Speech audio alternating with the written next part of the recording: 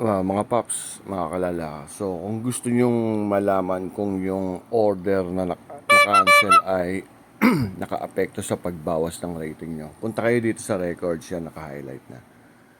Pag nasa records ka na, punta ka sa canceled.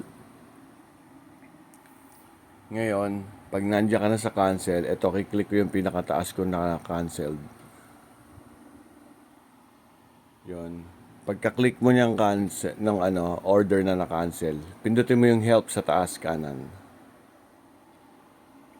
Ngayon may lalabas diyan, request review. Request review only available if the cancellation lowers your service quality score. So ibig sabihin, etong order na to na na-cancel sa akin ay hindi nakabawas sa rating ko. So kinancel ni customer pero hindi niya naman sinabi sa reason niya na may kasalanan ako. Kaya hindi ako nabawasan ng rating. Tingnan naman natin ngayon yung yung ibang canceled order na nakabawas sa rating.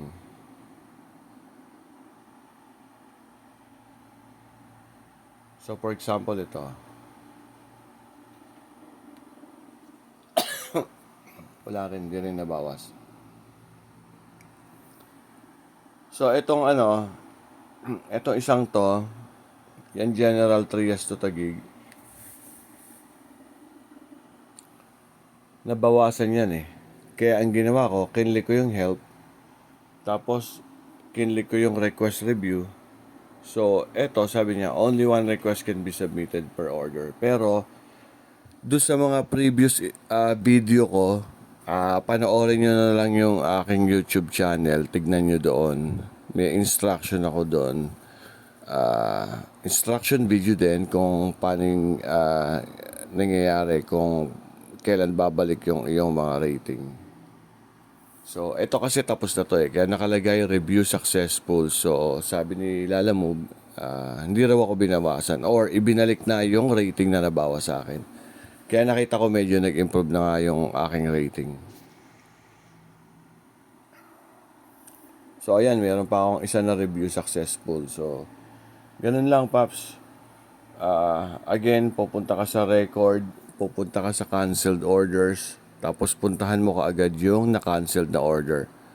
So, yung na-canceled na order, pindutin mo kaagad, pindutin mo agad yung help, tsaka malalaman mo dun. Request review, only available if the cancellation lowers your service quality score.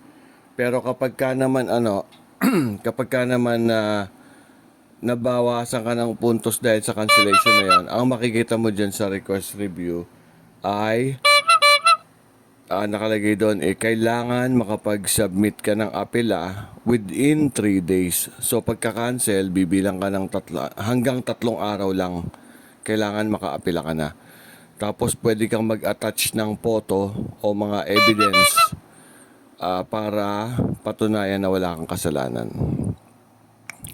kung bakit na-cancel yung order. Like for example, sobrang laki nung ikakarga, di ba? Syempre, canceled yun. Anyway, sa isang video, sabihin ko din yung mga tips bakit nababawasan ang rating ng cancellation kung si Lalamove partner, driver or rider ang nagpapa-cancel. Okay?